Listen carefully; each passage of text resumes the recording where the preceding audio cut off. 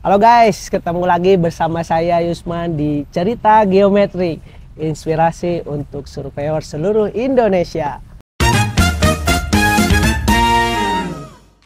Gitu. Komunikasi antar angkatan gimana? Ke kakak tingkat, gitu. Support juga kan mereka? Support banget Kang kalau itu. Bahkan kan karena kita itu kebanyakan itu modulnya itu modul-modul baru ya Kang. Dibuatnya itu memang sama dosen. Dan kalau kita ke geodesi beda lagi. Gak sesuai gitu. Iya. Ya. Emang ada yang mirip tapi nggak sesuai persis gitu. Ke perwil juga, perencanaan wilayah gitu. Ke plano gitu, anak-anak plano beda lagi gitu. Jadi benar-benar murni daripada saya gitu sendiri modulnya. Dan itu pun setiap modul. Jadi di kami itu ada yang namanya kalau bilang di orang lain itu kan ada bidang gitu ya dalam himpunan itu. Kalau kami itu sebutnya komunitas.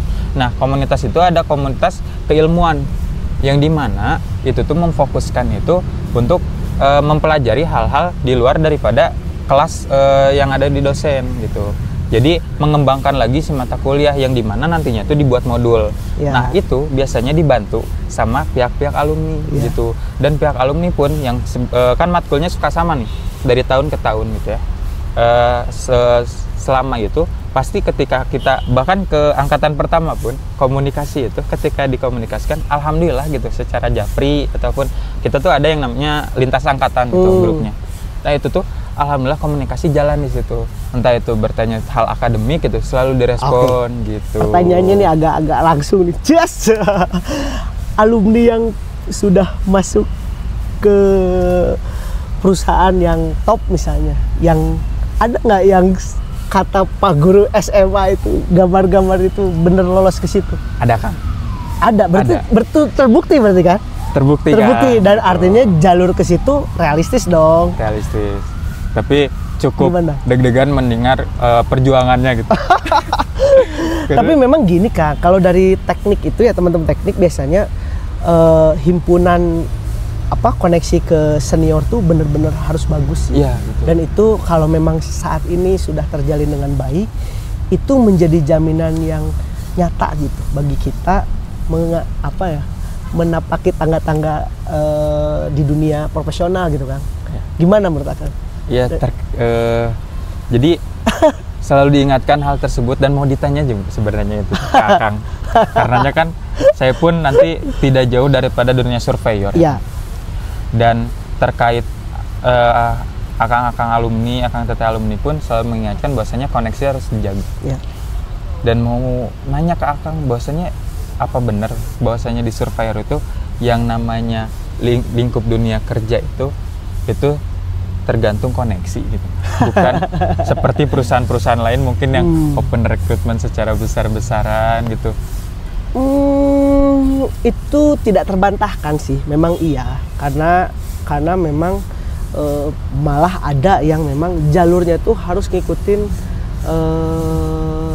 ke alma materannya.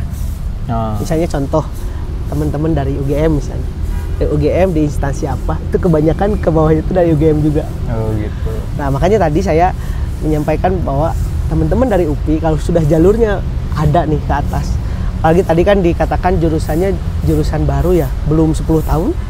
Betul. Ya kan? Nah itu betul-betul harus dibuat jalur koneksi ke alumni. Itu iya. Kalau kita apply di di open recruitment yang umum ada juga, banyak juga sebetulnya. Misalnya kalau memang mau murni di survei pemetaan, surveyor ambang batubara itu open kok banyak. Gitu. Cuman memang peluangnya kalau untuk ke mining itu jarang di Jawa. Pasti di luar. Di luar. Itu connect dengan clue dari Pak Guru SMA. Jalan-jalan tuh iya. Aja saja yang di dunia teknik dan project itu koneksi relasi dalam mendapatkan dari pekerjaan dari relasi itu sangat ya tidak terbantahkan gitu. Sehingga Akang sekarang sebagai ketua himpunan itu luar biasa, pengalaman ini bisa jadi modal yang benar-benar berharga karena setidaknya dari peluang perkenalan lintas angkatan Akang sudah dikenal. itu jadi modal yang luar biasa bisa dipakai. Apalagi nanti di dunia pekerjaan kan pasti berhubungan dengan banyak orang nih, bekerja sama dengan tim. Sebagai ketua umum itu udah pasti terbiasa dong gitu. Walaupun pasti beda ininya, apa namanya, berat, susah dan enggaknya itu tergantung nanti proyeknya seperti apa. Hanya saja saya ngasih ini ya gambaran ke Akang, gak usah khawatir sebetulnya dengan dunia luar ya. Ketika nanti lulus dari sini, kalau memang Akang sudah punya banyak modal yang bisa dipakai untuk di dunia kerja dimanapun bidangnya, sebetulnya pasti akan bisa dipakai. Pengalaman memimpin berorganisasi itu luas. Jadi kalau saya nggak jadi surveyor gimana, bisa juga gitu. Dan itu ya tergantung nanti akhirnya qadarullah rezekinya di mana. Iya. saya jurusan perpajakan Unpad D3. S1-nya manajemen. Sekarang bidangnya geodesi. Nah itu Kang. Artinya sebetulnya jangan terlalu dikhawatirkan sih. Do the best aja. Apa yang sekarang sedang dijalani itu dimaksimalkan saja. Itu tips dari saya ya. Jadi akan terlihat kok orang yang sungguh-sungguh itu karirnya pasti terbuka. Tapi kenapa Kang ke surveyor gitu, ke peralatan surveyor? Gitu. Kenapa saya di geometri gitu? Kenapa Kang di geometri? Karena jauh banget. Kalau saya masih IPS, kesaing, adalah kabel kecilnya yang nyambung. Geografisnya gitu. ada. Geografinya nyambung gitu. Tapi Akang dari keuangan gitu, ini ke pemetaan. Dunia geodesi itu juga luas sebetulnya. Bisa jadi surveyornya. Kalau saya positioningnya bukan surveyornya. Kami itu geometri teman surveyor. Jadi kita memberikan support kepada surveyor. Surveyor itu tidak akan bisa nyurvei kalau tidak punya alat survei. Kalau di dunia motor, balap motor, Valentino Rossi itu tidak bisa jadi apa-apa kalau nggak dikasih motor. Ya kan? Iya. Artinya saya bermain di posisi yang memang lebih spesifik. Tapi kalau memang dikerjakan dengan sungguh-sungguh, insya Allah pasti terbuka jalannya dan berhasil. Kenapa kok pilihnya alat survei gitu kan? Karena saya yakin, misalnya ya, besok tuh kiamat, hari ini saya masih bisa jualan alat survei. Kenapa? Karena alat survei ini dipakai sampai akhir dunia ini. Pembangunan, perkembangan, pembuatan peta, perkembangan peradaban itu akan terus berkembang. Akan terus penyesuaian. Pasti gitu. Akan diukur terus menerus. Saya yakin alat ini tidak akan lekang dengan zaman. Pasti akan terus dibutuhkan. Sehingga saya pikir jualan apa yang kita mikirnya sekali tapi dibutuhkannya long last sampai akhir. Jadi ilmu geodesi ini menarik, survei pemetaan ini menarik. Apa yang buat ini menarik? Yang ini menjadi menarik adalah memang skopnya kecil, tapi vital dalam proyek itu. Misalnya kita mau bikin gedung, mau bikin perumahan, pasti disurvei dulu dong. Ya. Gak mungkin tuh jadi sebuah bangunan yang semegah ini kalau tidak disurvei dulu. Betul. Artinya walaupun skopnya kecil, tapi vital. Tidak boleh tidak ada, harus ada. Sehingga akan dibutuhkan sampai kapanpun. Lalu lintas keilmuan, lintas perbidangan. Makanya saya kesini, wah, fisip guys, sosial loh, gitu kan? Yeah. Kok masuk juga?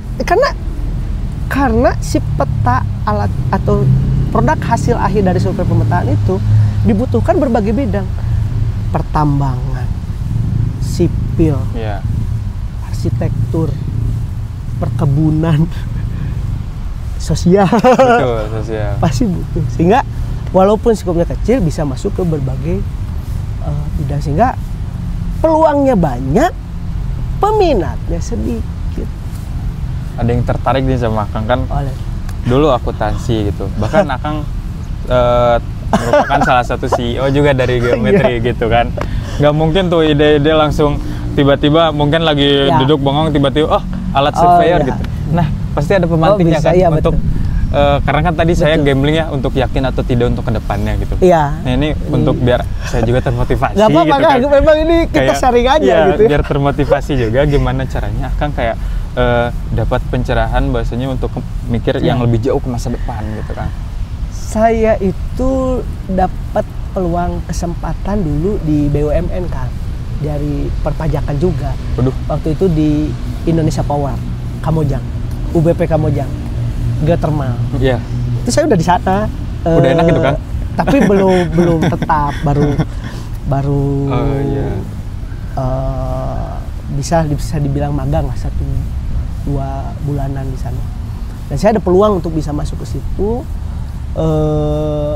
Sebelum lulus ya, masih kuliah, dan itu masih sangat linear dengan bidang saya. Saya dulu konsennya di perpajakan, saya juga di sana ngerjain pajak.